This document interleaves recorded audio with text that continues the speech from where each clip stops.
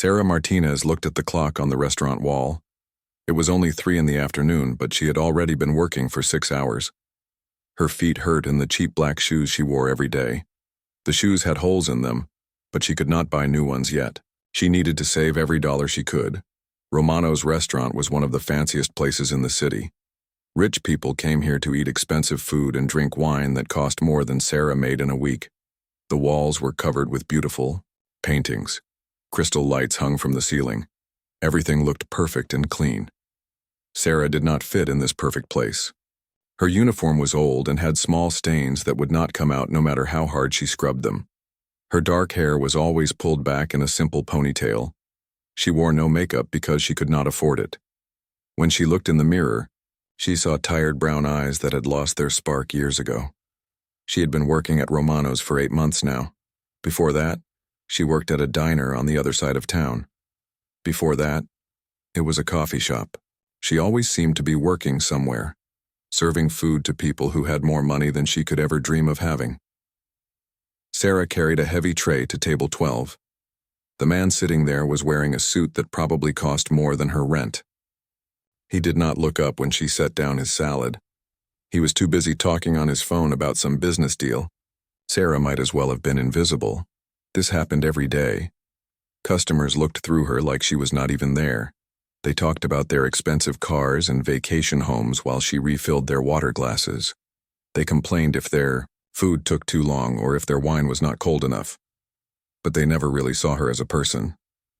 After work, Sarah would go home to her tiny apartment. It was just one room with a bed, a small table, and a hot plate for cooking. The bathroom was so small she could barely turn around in it. The walls were thin, and she could hear her neighbors fighting or playing loud music at all hours. But the worst part was not the small apartment or the rude customers. The worst part was the piano. In the corner of her room sat an old upright piano. The wood was scratched and faded. Some of the keys stuck when she pressed them. It was not much to look at, but it was the most important thing Sarah owned. She had bought the piano 3 years ago when she still had hope. Back then, she thought she would be a professional musician. She had talent and big dreams. The piano was supposed to be the start of her music career.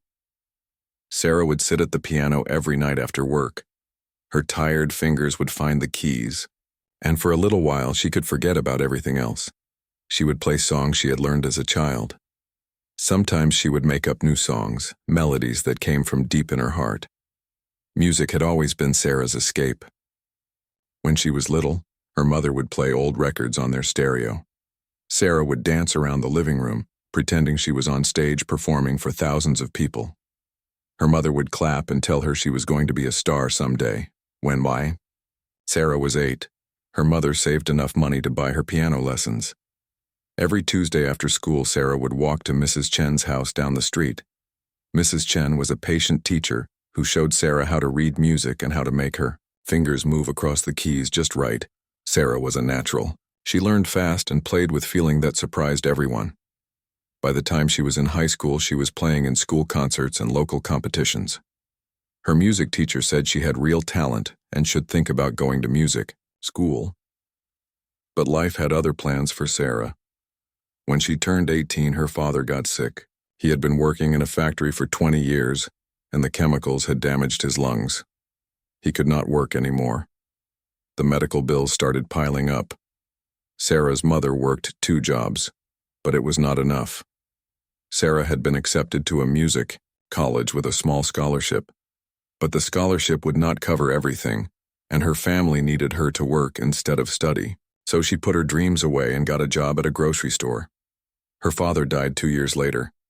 The funeral costs and remaining medical bills ate up what little savings the family had. Sarah's mother aged 10 years in those 2 years of watching her husband suffer. Sarah kept working and helping her mother pay the bills. She told herself that music school could wait. Maybe next year she would have enough money saved. Maybe the year after that.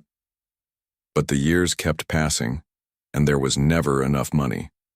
There was always another bill, another emergency, another reason why she could not follow her dreams. Now Sarah was 28. Most of the friends she had gone to high school with were married with children or had good careers. They had moved on with their lives while she felt stuck in the same place, serving food to people who would never know her name. The only time Sarah felt like herself was late at night when she played her old piano. She would close her eyes and let the music take her somewhere else. For those few minutes, she was not a tired waitress with sore feet and empty pockets. She was the musician she had always dreamed of being. But when the song ended, reality would come back. She would look around her tiny apartment and remember that dreams did not pay the rent. Music did not put food on the table. She needed her job at Romano's, even if it made her feel small and invisible every single day. Sarah had learned to keep her head down and do her work.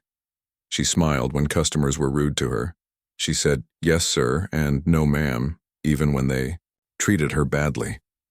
She had learned that fighting back or showing her true feelings would only get her fired. But sometimes, late at night when she was playing piano, Sarah would wonder what would happen if she just stopped pretending. What would happen if she showed the world who she really was inside? What would happen if she let her music speak for her? These thoughts scared her as much as they excited her, because deep down, Sarah knew that she was more than just a waitress. She had something special inside her, something that deserved to be heard. The question was whether she would ever be brave enough to let it out. Friday night at Romano's was always the busiest night of the week. Rich people came to celebrate business deals or impress their friends with expensive dinners. The restaurant was full of laughter, clinking wine glasses, and the sound of forks hitting fine china plates. Sarah moved quickly between the tables, carrying heavy trays and trying to keep up with all the orders. Her section was completely full, and every table seemed to need something at the same time. Water refills, extra bread, more wine, special requests that were not on the menu. In the corner of the restaurant sat a large black piano. It was beautiful and shiny, like something you would see in a concert hall. The restaurant owner had bought it to make the place look more elegant. Sometimes, on special occasions, he would hire a piano player to perform while people ate. But most nights, like tonight, the piano just sat there silent and unused. Sarah had walked past that piano hundreds of times during her shifts. Every time she saw it, her heart would skip a little beat. She knew exactly how those keys would feel under her fingers. She could imagine the beautiful sounds that could come from that instrument. But she was just the waitress. She was not allowed to touch it. At 8 o'clock, a group of 4 men in expensive suits walked into the restaurant. They were loud and already seemed to have been drinking before they arrived. The host led them to table 15, which was right next to the piano in Sarah's section. Sarah could tell right away that these men were going to be difficult customers. They were talking loudly and laughing in a way that made other people in the restaurant turn and look. One of them loosened his tie and leaned back in his chair like he owned the place. The man who seemed to be the leader of the group had gray hair and a gold watch that caught the light every time he moved his hand. His name was Richard Blackwell, and he owned several businesses in the city. He was used to getting whatever he wanted and treating people however he pleased. Sarah walked over to their table with menus and glasses of water. She put on her best smile, the one she had practiced in the mirror at home. "Good evening, gentlemen," she said politely. "Welcome to Romano's. Can I start you off with something to drink?" Richard looked up at her, and then looked her up and down, in a way that made Sarah feel uncomfortable. He nudged the man sitting next to him and whispered something that made them both laugh. Well, Richard said loudly. "What do we have here? You look like you're about ready to fall over, sweetheart. Long day?" Sarah's cheeks turned red, but she kept smiling. "I'm fine, thank you. What can I get you to drink?" "She's fine, she says," Richard announced to his friends. They all started laughing again. "Honey, you look like you haven't slept in a week. When's the last time you had a real vacation?" "Oh wait, people like you don't take vacations, do you?" The other men at the table thought this was very funny. They were all successful businessmen who had never worked a day in a restaurant. They had no idea what it was like to stand on your feet for 12 hours or smile at rude customers who treated you like dirt. Sarah felt her face getting hotter, but she needed this job. She could not afford to get upset or say what she was really thinking. "We have an excellent wine list," she said, trying to change the subject. "Would you like to see it?" "Wine list?" Richard laughed. Do you even know what good wine is? I bet you drink that cheap stuff from the grocery store. He turned to his friends. Can you imagine her trying to pronounce some of these French names? It would be hilarious. One of the other men, who had been quiet up until now, spoke up. Come on, Richard. Leave the girl alone, she's just trying to do her job. But Richard was just getting started. He had been drinking before he came to the restaurant, and alcohol always made him meaner than usual. Oh, I'm not being mean, he said with a fake smile. I'm just making conversation. Tell us about yourself, sweetheart. What's your story? Let me guess. You're an actress waiting for your big break? Or maybe you're going to school to be something important? Sarah's hands were shaking slightly as she held the menus.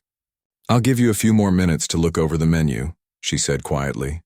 No, don't run away, Richard called after her. We want to hear about your dreams and ambitions. I bet you have big plans, right? Everyone your age thinks they're going to be famous or rich or something special. The men at the table were getting louder and more obnoxious. Other customers were starting to stare. Sarah wished she could disappear, but she was stuck there with a fake smile on her face. I bet she thinks she's going to marry some rich guy and never have to work again, said the man sitting across from Richard. That's what they all think. Or maybe she's got some talent we don't know about, Richard said, waving his hand toward the piano. Maybe she can play us a song on that fancy piano over there. What do you say, sweetheart? Give us a little performance? Sarah's heart started beating faster when she looked at the piano. If only they knew how well she could play. If only they knew about all the years of lessons and practice, all the songs she had memorized, all the music that lived inside her heart. But she was just the waitress. She was not supposed to have dreams or talents or anything that made her special. I'll be back to take your order in a few minutes, Sarah said, walking away as quickly as she could. She went to the kitchen and leaned against the wall, taking deep breaths. The cook, an older man named Frank, looked at her with concern. You? Okay, kid, he asked. You look upset. I'm fine, Sarah lied, just some difficult customers. The guys at table 15? Frank shook his head. I've seen their type before. Rich jerks who think they can treat people however they want just because they've got money. Sarah nodded and picked up a pitcher of water. She had to go back out there and face them again. She needed the tips, even if they were probably going to be terrible tippers. When she returned to the table, the men had ordered an expensive bottle of wine and were looking at the menu. Richard was still in his mean mood. There she is, he announced when he saw her coming. Our little waitress, we've been talking about you while you were gone. Have you decided what you'd like to eat? Sarah asked, trying to ignore his comment. We were wondering, Richard continued, what someone like you does when you're not here serving food. Do you have any hobbies? Any special talents? The other men were grinning and waiting to see what Richard would say next.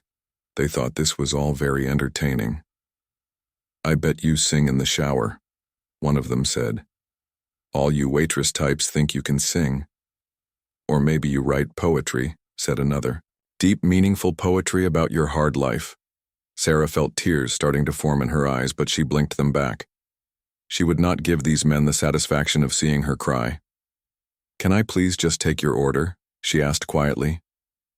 Sure, Richard said, pretending to look at the menu. But first, why don't you tell us what you really think of us? Come on, be honest. You must have some opinions about your customers. Sarah knew this was a trap. If she said what she really thought, she would get fired. If she stayed quiet, they would keep making fun of her all night. I think all of our customers are valued guests, she said carefully.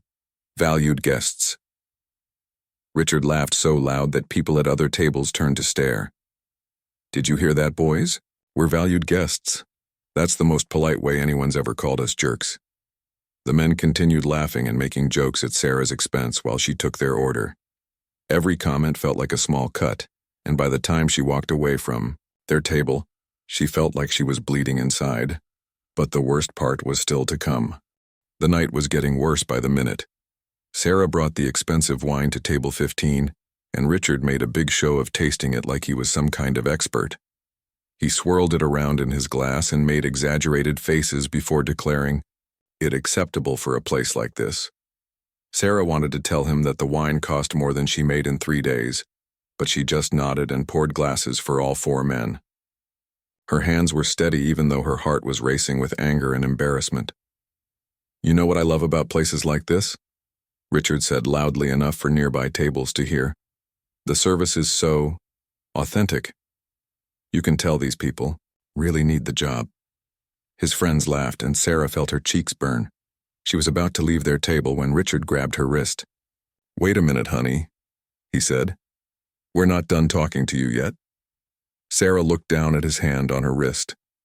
His grip was not tight enough to hurt, but it was firm enough to make it clear she was not going anywhere until he decided to let her go.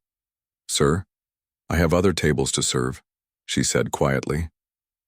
"They can wait," Richard replied. "We're having a conversation here. You see, my friends and I were just discussing the service industry. We were wondering what kind of person chooses to work as a waitress. Is it because you're not smart enough for a real job? Or is it because you're just lazy?" The man who had told Richard to leave her alone earlier looked uncomfortable. "Come on, Richard. That's enough." No, I'm genuinely curious," Richard continued, still holding Sarah's wrist. "I mean, look at her. She's young, she seems healthy enough. Why isn't she doing something more productive with her life?" Sarah tried to pull her wrist free, but Richard held on. "Please let me go," she said. "Answer the question first," Richard said with a cruel smile.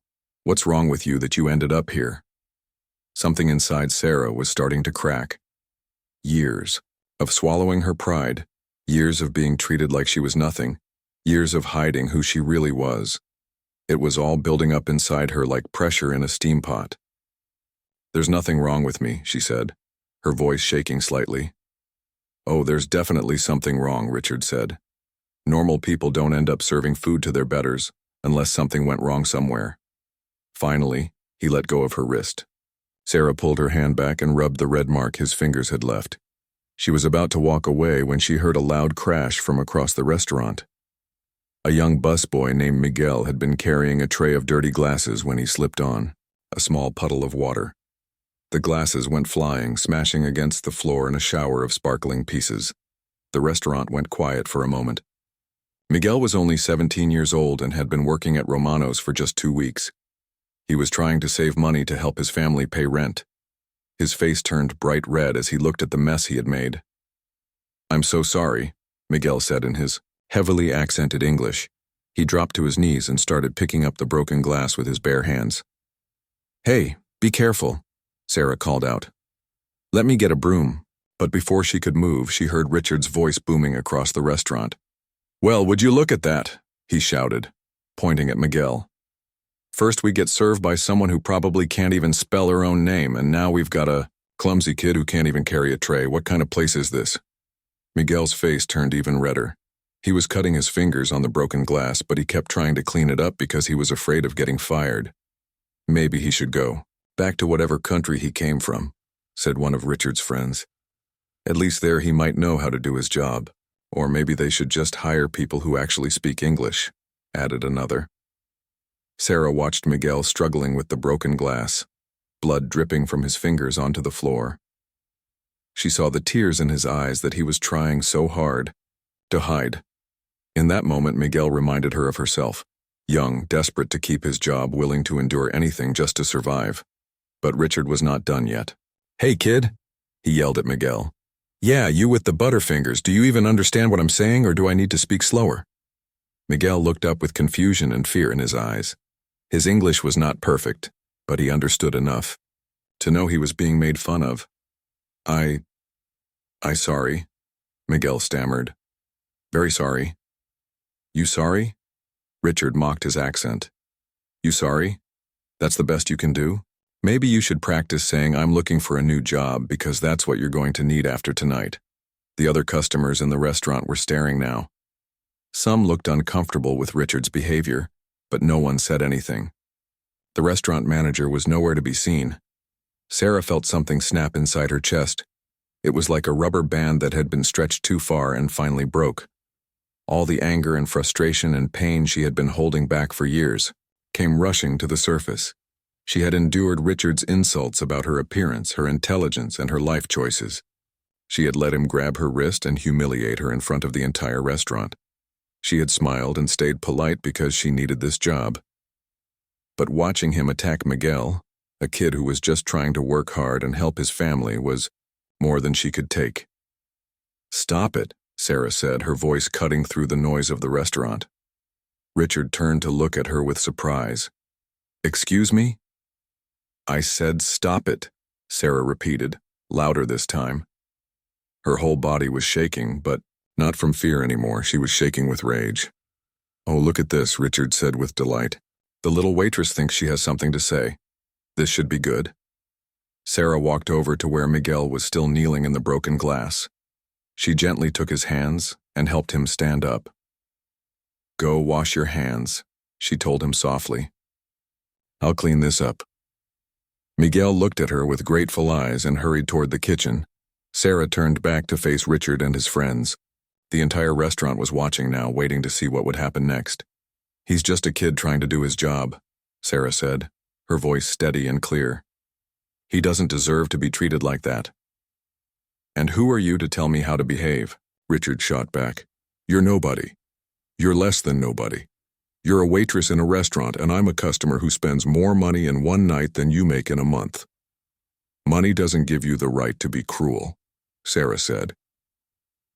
Richard stood up from his chair, using his height to try to intimidate her. "Listen here, little girl. I could have you fired with one phone call. I know people, important people. You better watch your mouth before you say something you'll regret." Sarah looked around the restaurant. Every eye was on her.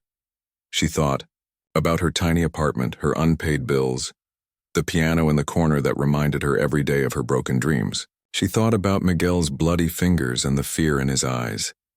She thought about how tired she was of being invisible, of being treated like she didn't matter, of pretending that she was nothing more than what these people saw when they looked at her.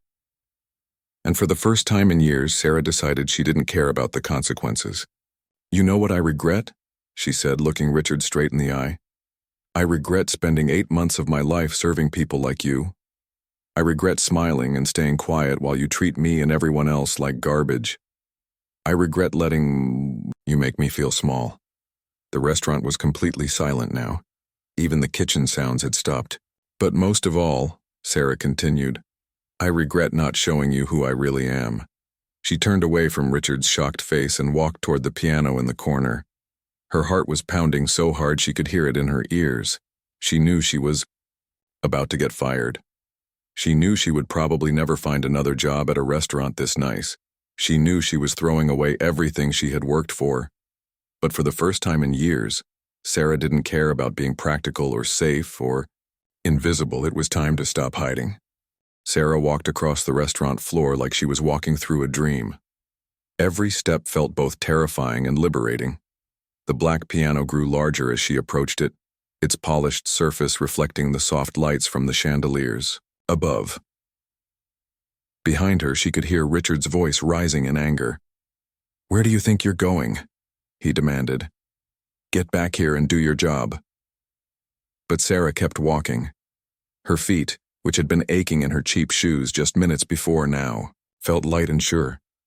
The piano bench was exactly the right height when she sat down. It was as if the instrument had been waiting for her all along. The piano was even more beautiful up close than she had imagined. The keys were perfectly white and black, clean and inviting.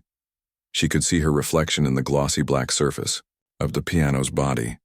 For just a moment she hesitated. What was she doing? This was crazy. She was about to lose her job, and for what? To prove a point to some cruel rich men who would forget about her the moment they left the restaurant? But then she remembered Miguel's face, the fear and humiliation in his young eyes. She remembered all the nights she had sat at her old piano at home, playing her heart out to an audience of one. She remembered the dreams she had buried under years of practical decisions and financial necessity. Sarah placed her hands on the keys. The moment her fingers touched the piano, everything else in the world seemed to disappear. The restaurant, the angry customer, the watching faces, all of it faded away. There was only Sarah and the music that had been trapped inside her for so long.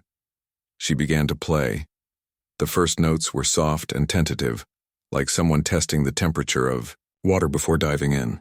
But as the melody developed, Sarah's confidence grew. This was a song she had written 3 years ago, during one of her darkest periods after her father's death. She had never played it for anyone else before.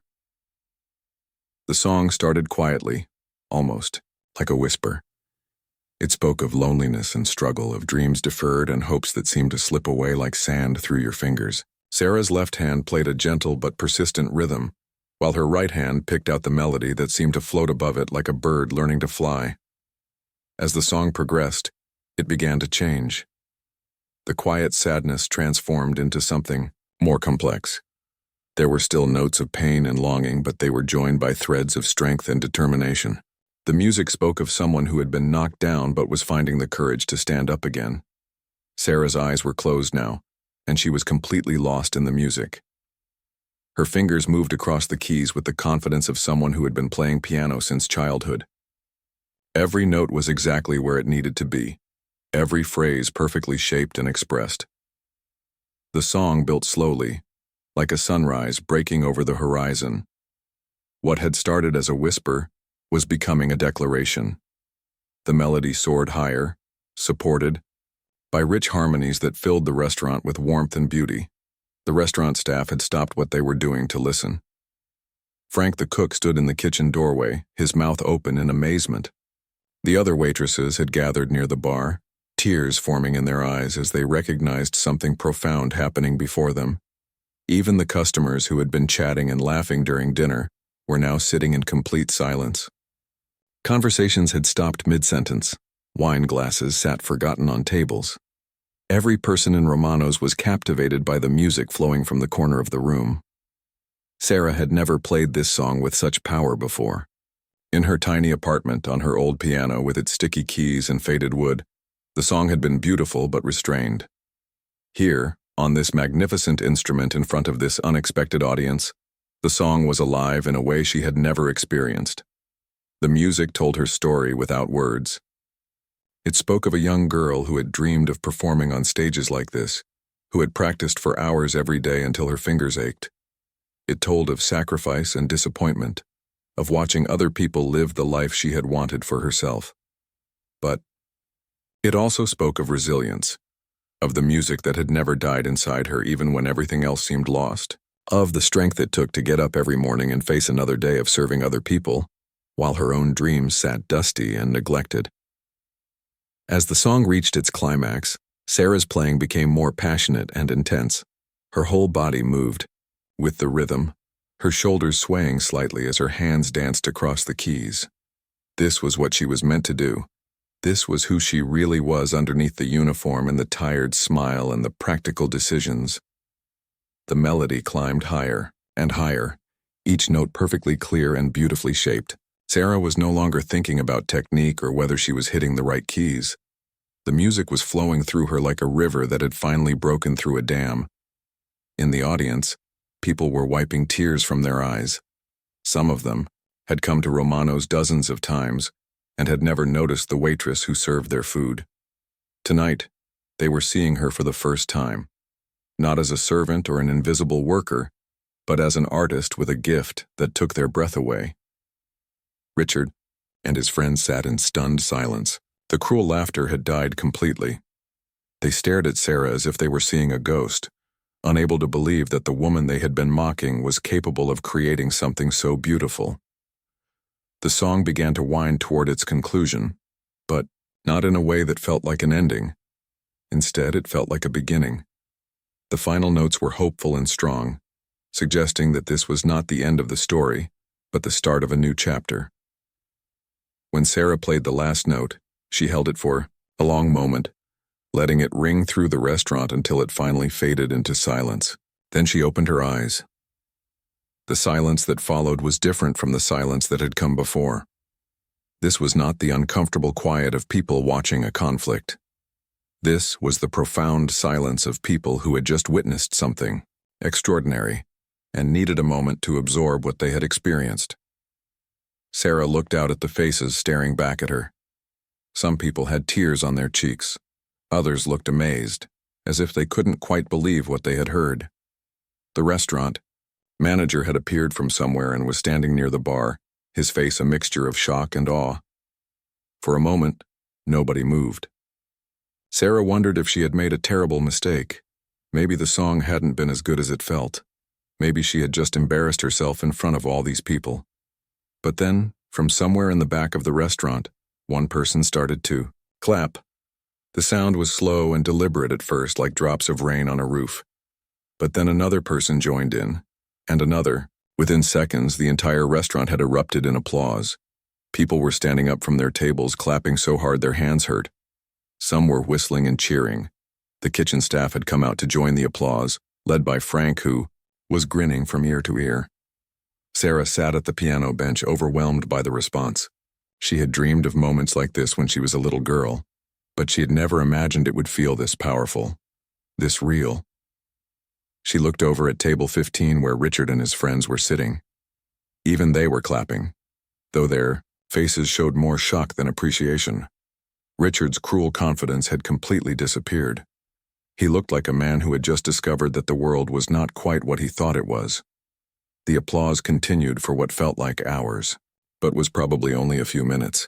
Sarah stood up from the piano bench and gave a small bow, her heart racing with excitement and disbelief. She had done it. After years of hiding her talent, years of being invisible and unheard, she had finally shown the world who she really was. And the world had listened. The applause seemed to go on forever.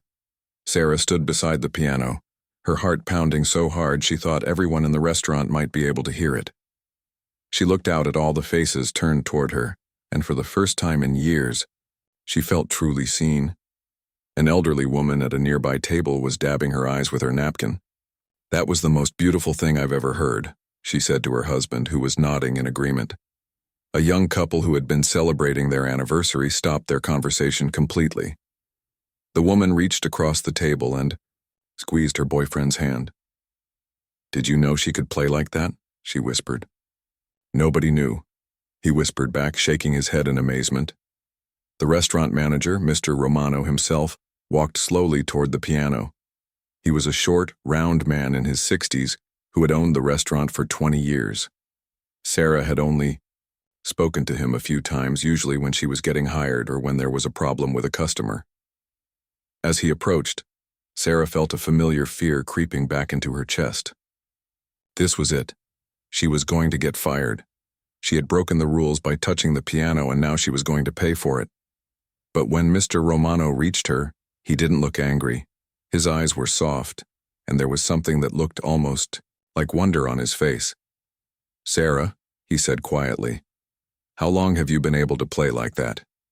Sarah swallowed hard. "Since I was a child, sir. I'm sorry. I know I wasn't supposed to touch the piano.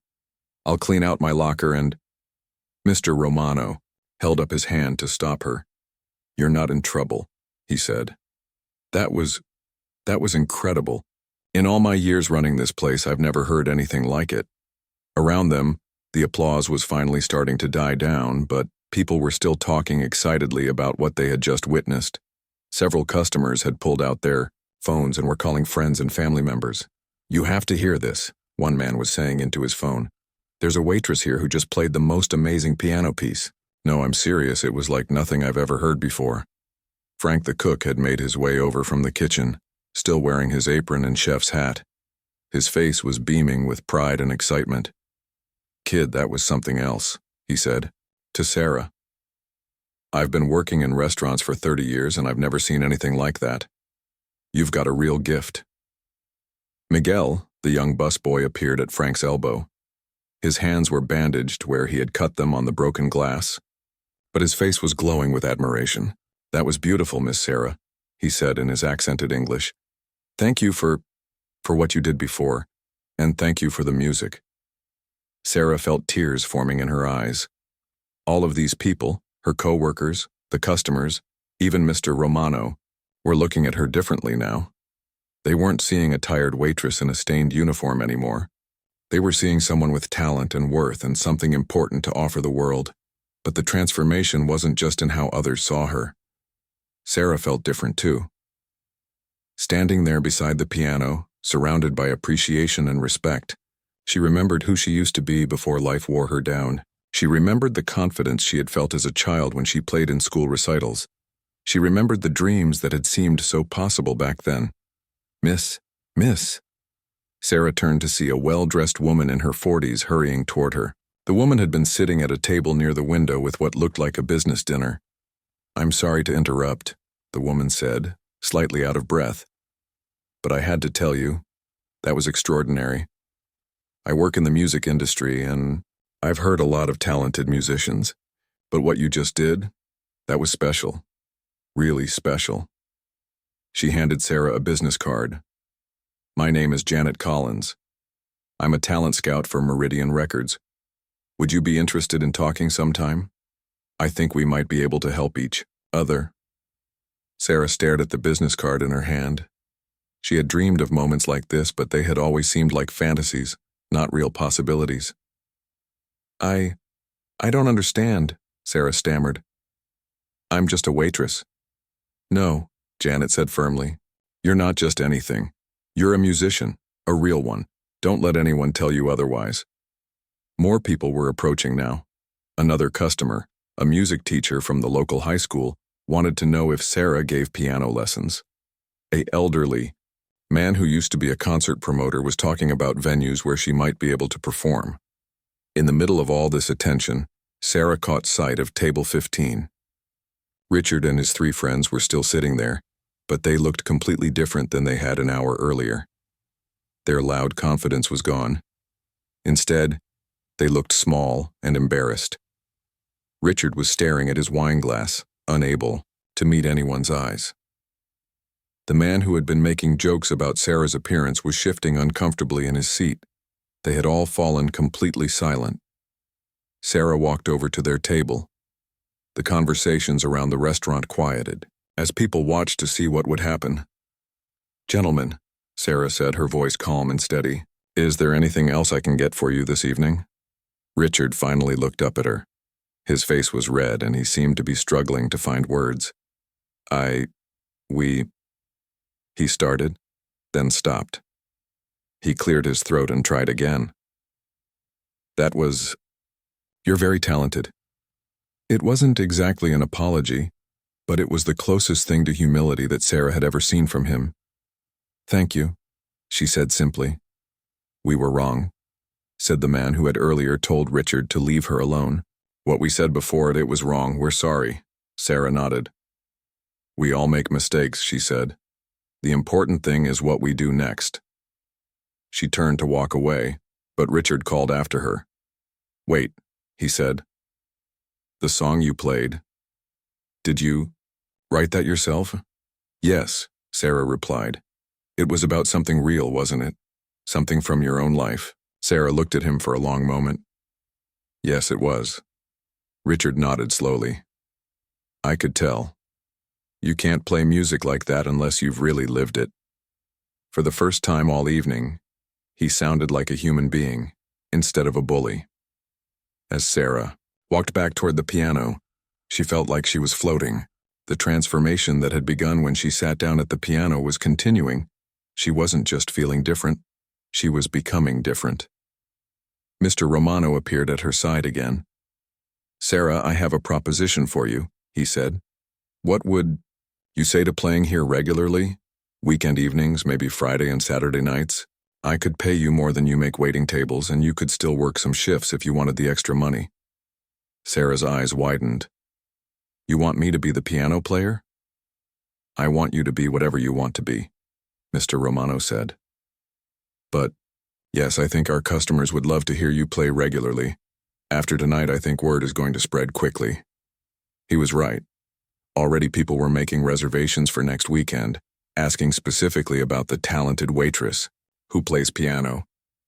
Several customers had asked for Sarah's schedule so they could come back when she was working.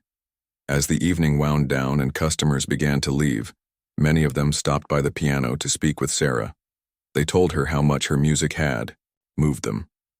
They asked about her background and her plans for the future.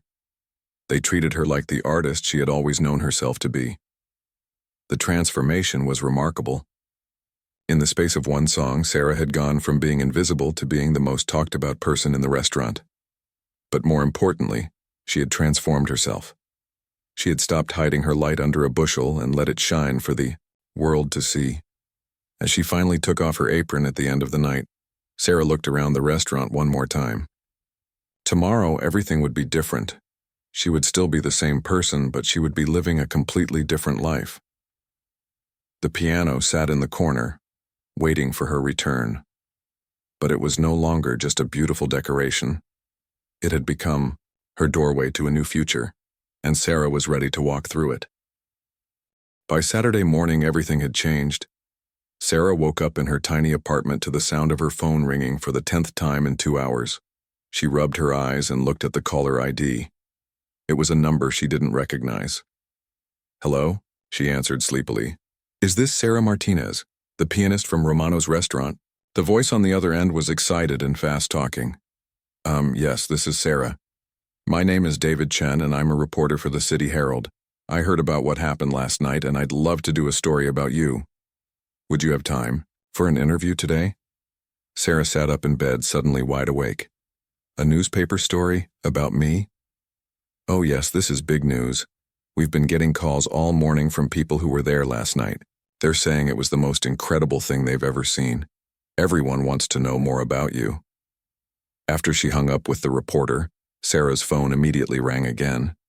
This time it was someone from a local radio station, then a booking agent, then a woman who wanted to hire her to play at her daughter's wedding. Sarah stared at her phone in disbelief.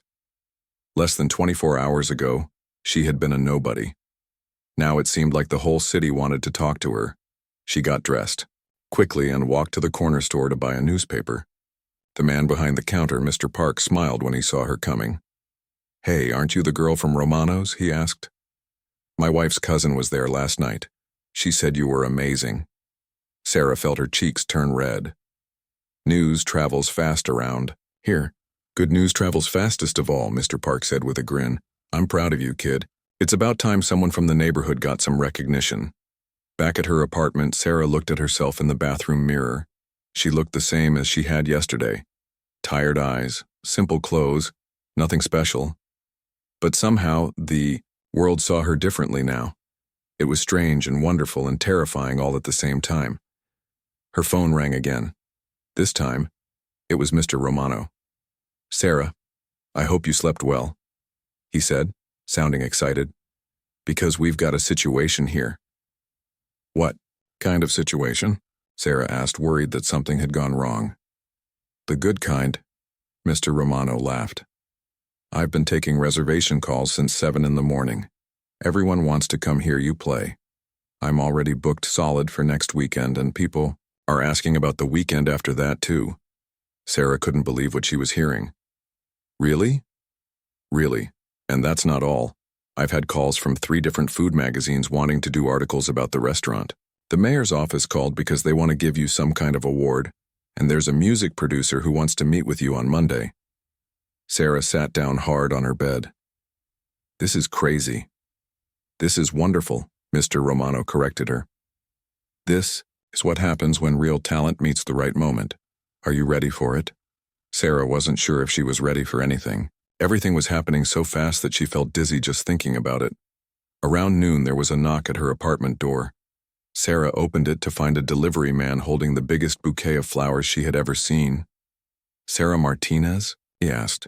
"Yes, that's me. These are for you." Sarah carried the flowers inside and read the card. They were from Richard Blackwell, the man who had been so cruel to her the night before.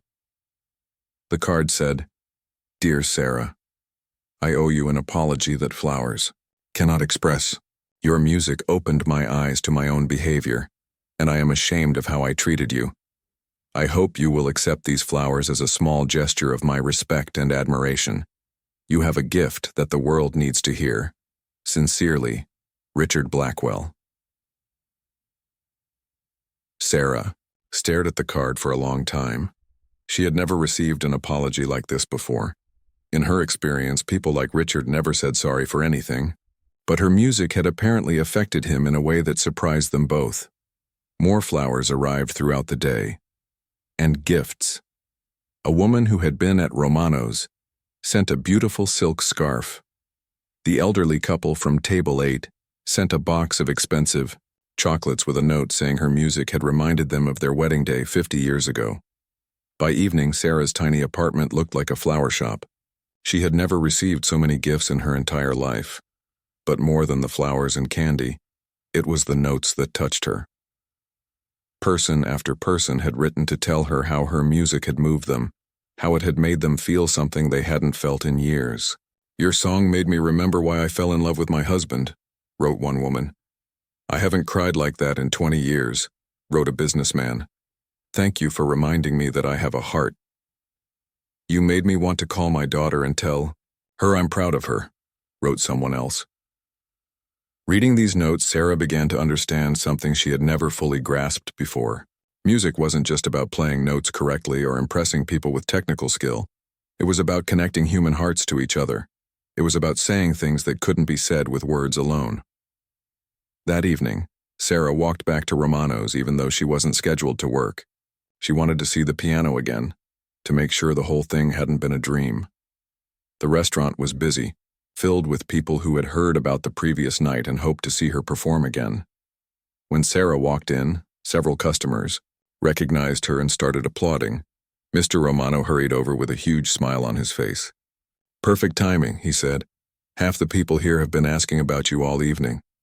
"I didn't come to play," Sarah said quickly. "I just wanted to see the piano," Mr. Romano finished. "It's been waiting for you all day."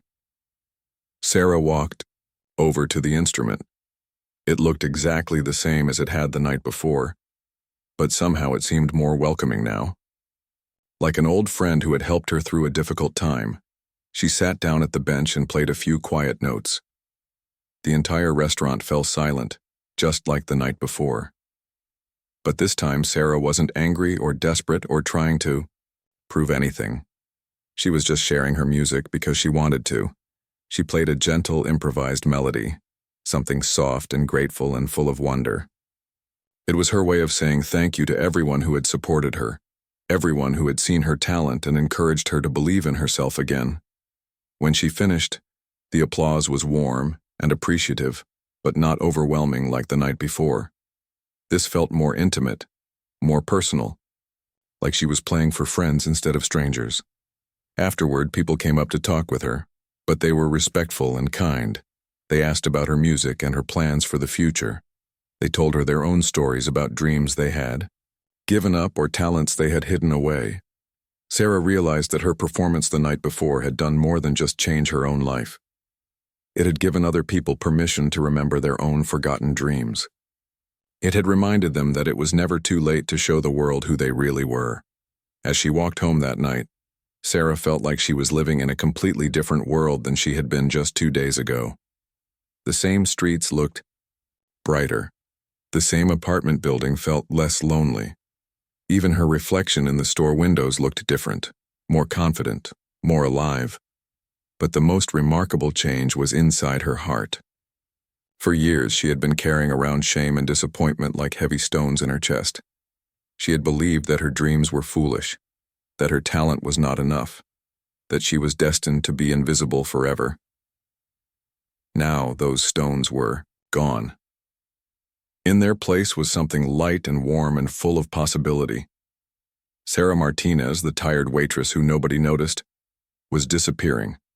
In her place was Sarah Martinez, the musician, the artist, the woman who had something beautiful to give to the world, and the world was ready to receive it.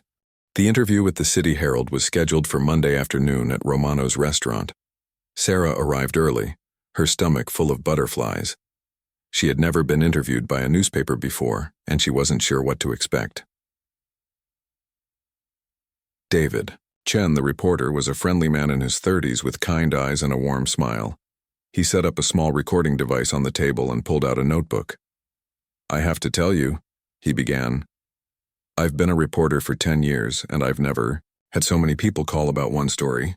Everyone who was here Friday night wants the world to know about you." Sarah twisted her hands in her lap. "I still can't believe all this is happening. It doesn't feel real." "Tell me about yourself, Sarah. What's your story?" How does someone with your talent end up working as a waitress? For a moment, Sarah hesitated. She had spent so many years hiding her past, pretending that her dreams didn't matter. But sitting there in Romano's with the piano visible in the corner, she decided it was time to tell the truth. I went to Juilliard, she said quietly. David's eyebrows shot up. Juilliard? The music school in New York? I was accepted when I was 18, Sarah continued. I had a partial scholarship and I thought I was going to be a professional pianist. That was my plan. What happened? Sarah took a deep breath. This was the part of her story she had never told anyone, not even her closest friends. My father got sick. He worked in a chemical factory for 20 years and the fumes damaged his lungs. He couldn't work anymore, and the medical bills started piling up. My family needed me to work instead of going to school.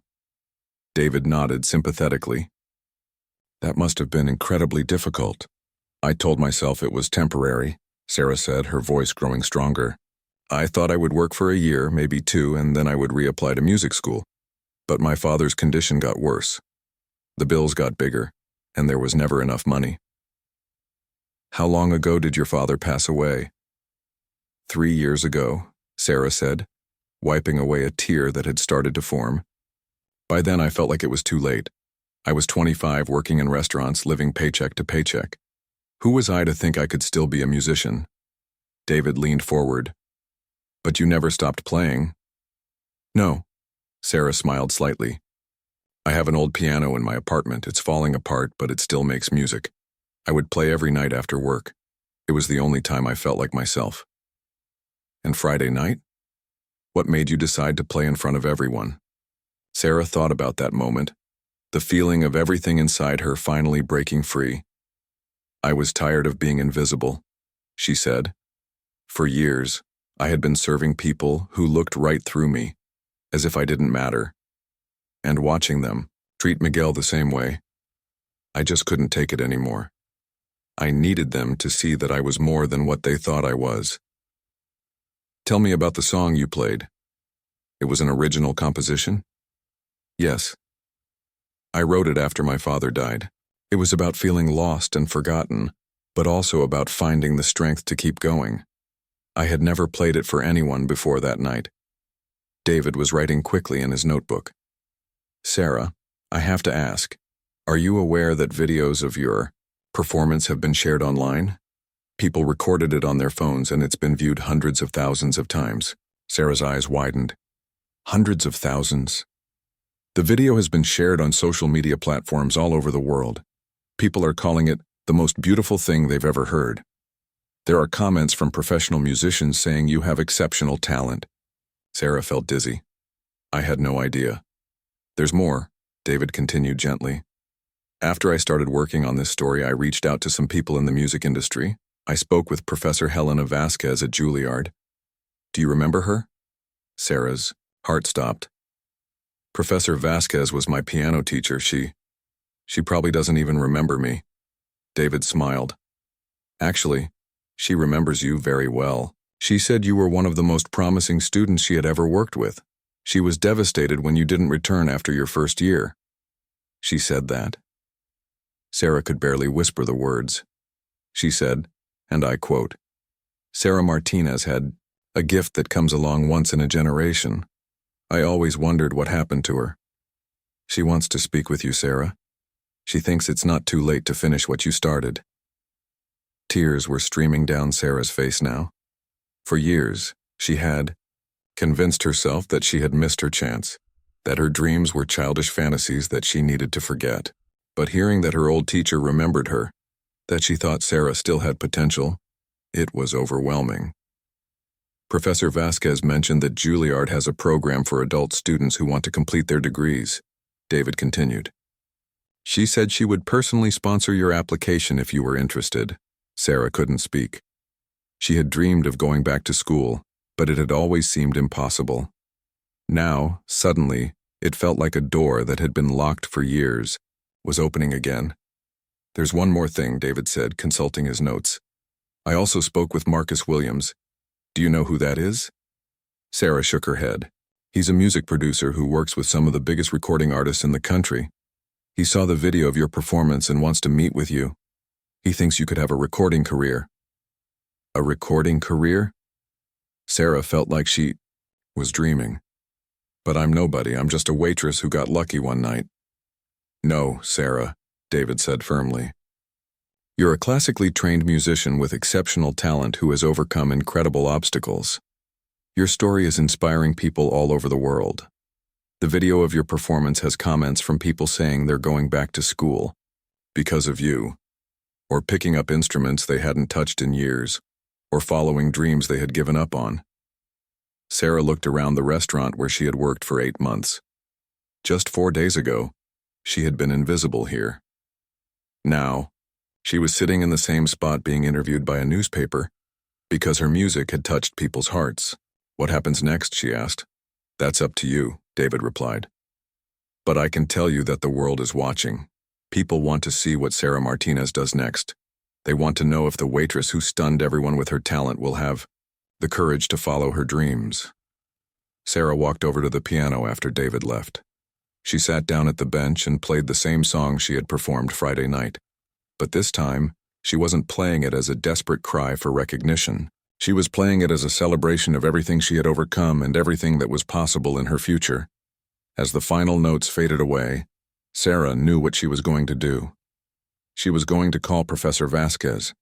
She was going to meet with the record producer. She was going to apply to finish her degree at Juilliard. Most importantly, she was going to stop hiding. For too many years, she had let fear and practical concerns keep her from pursuing her dreams. She had convinced herself that wanting to be a musician was selfish or unrealistic. But Friday night had taught her something important. Her music didn't just belong to her. It belonged to everyone who heard it and felt something they had forgotten they could feel. It belonged to the elderly woman who cried remembering her wedding day, to the businessman who rediscovered his heart, to all the people who had written to thank her for reminding them that beauty still existed in the world.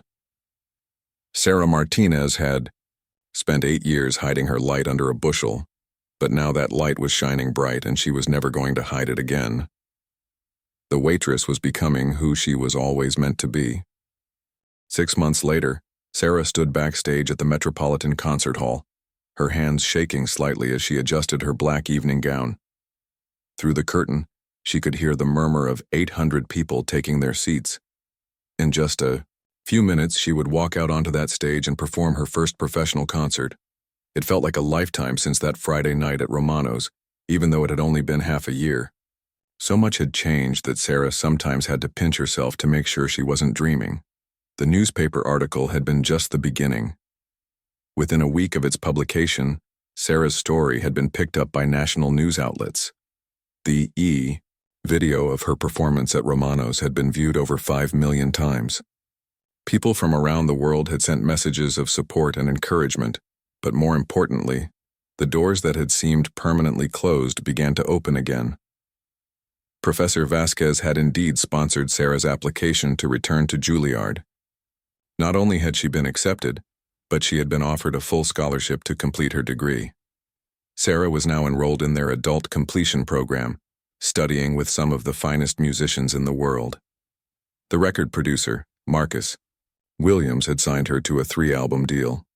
Her first album, titled Second Chances, was being released next month.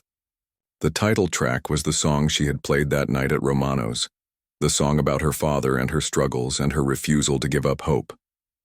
Tonight's concert was a celebration of that album and the journey that had brought her here. The audience included music critics, industry professionals, and hundreds of regular people who had been touched by her story. In the front row sat her mother, who had flown in from their hometown for the performance. Next to her was Mr. Romano, who had closed his restaurant for the evening so his entire staff could attend. Frank the cook was wearing his first suit in 20 years. Miguel, the young busboy, had brought his whole family. Even Richard Blackwell was in the audience. After that night at the restaurant, he had gone through his own transformation. He had started volunteering at a local homeless shelter and had quietly donated money to help several restaurant workers go back to school. He never spoke publicly about why he had changed, but those who knew him could trace it back to the night a waitress had shown him the power of hidden dignity. Sarah peeked through the curtain one more time. In the third row, she spotted David Chen, the reporter who had first told her story. In the balcony, she could see Professor Vasquez beaming with pride at her former student's success. 5 minutes, Miss Martinez, said the stage manager. Sarah took a deep breath and walked to the piano that sat center stage.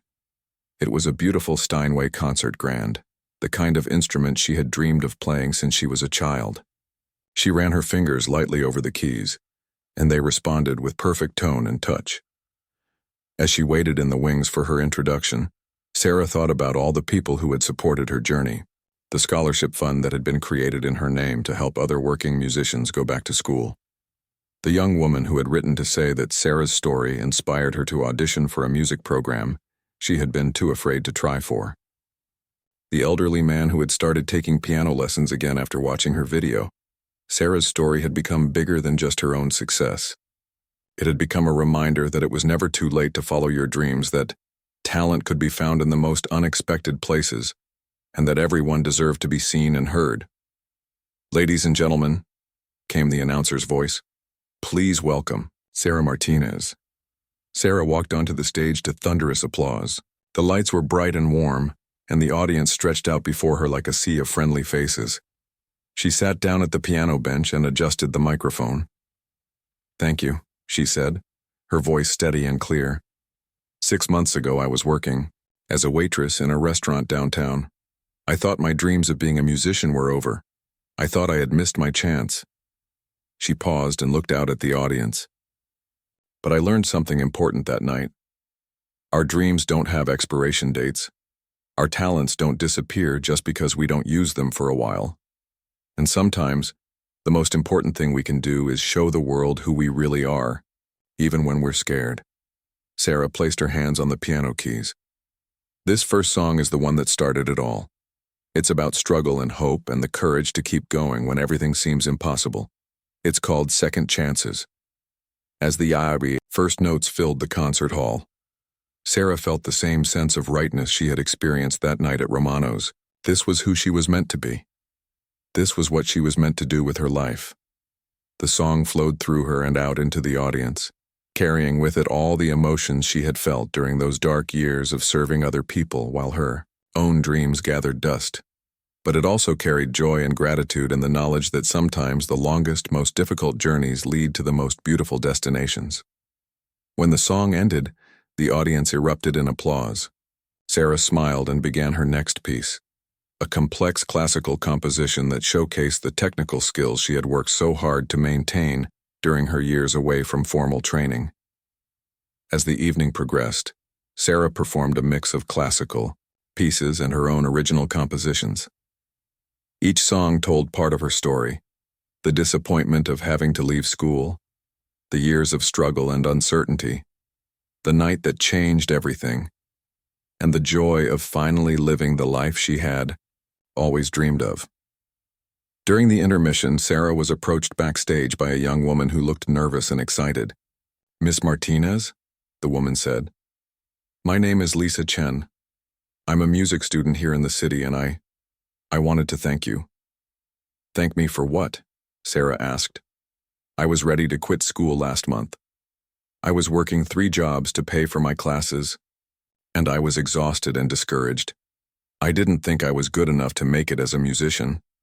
But then I saw your video, and I read your story, and I realized that if you could overcome everything you went through, then maybe I could too." Sarah felt tears forming in her eyes.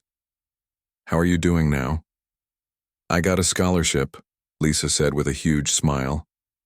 "Someone who heard about your story created a fund to help struggling music students. I'm going to be able to focus on my studies full-time." As Sarah returned to the stage for the second half of her concert, she carried Lisa's words with her. This was why her story mattered, not just because she had achieved her own dreams, but because her journey had inspired others to believe in theirs. The final song of the evening was a piece Sarah had written just for this concert. It was called "The Invisible Made Visible," and it was dedicated to everyone who had ever felt overlooked or forgotten. As she played, Sarah thought about all the talented people in the world who were working in restaurants and offices and factories, hiding their gifts because they thought no one would care. When the last note faded away, the entire audience rose to their feet. The applause went on for several minutes, and Sarah saw people wiping tears from their eyes. She stood and took a bow, feeling overwhelmed with gratitude for the journey that had brought her to this moment. Later that night, after the reception and the congratulations and the interviews with music journalists, Sarah found herself back at Romano's restaurant. It was after closing time, but Mr. Romano had left the door unlocked for her. She sat at the old piano in the corner, the same instrument where she had first found the courage to show the world who she really was. The restaurant was quiet and dark except for a single light over the piano. Sarah played softly, just for herself, the melody that had started it all. But this time the song felt different. It was no longer about struggle and desperation. It was about transformation and possibility, and the magic that happens when we finally stop hiding our light. As she played, Sarah thought about the girl she had been 6 months ago. Tired, discouraged, convinced that her dreams were over. That girl could never have imagined sitting in a concert hall, performing for hundreds of people who had come specifically to hear her music. But perhaps the most remarkable thing was not how much her external circumstances had changed. It was how much she had changed inside. The shame and fear that had weighed her down for so many years were gone. In their place was confidence, purpose, and the unshakable knowledge that she had something valuable to offer the world. Sarah Martinez was no longer invisible. She never would be again. As she finished playing and stood up from the piano bench, Sarah looked around the restaurant one last time. This place would always be special to her, not because it was where she had worked as a waitress, but because it was where she had found the courage to become who she was always meant to be. Tomorrow she would go back to her classes at Juilliard. Next month her album would be released to the world. Next year she would embark on a national concert tour. But tonight she was simply grateful for the journey that had brought her home to herself. The waitress was gone. The musician had taken her place, and the world was a more beautiful place because Sarah Martinez had finally decided to let her light shine.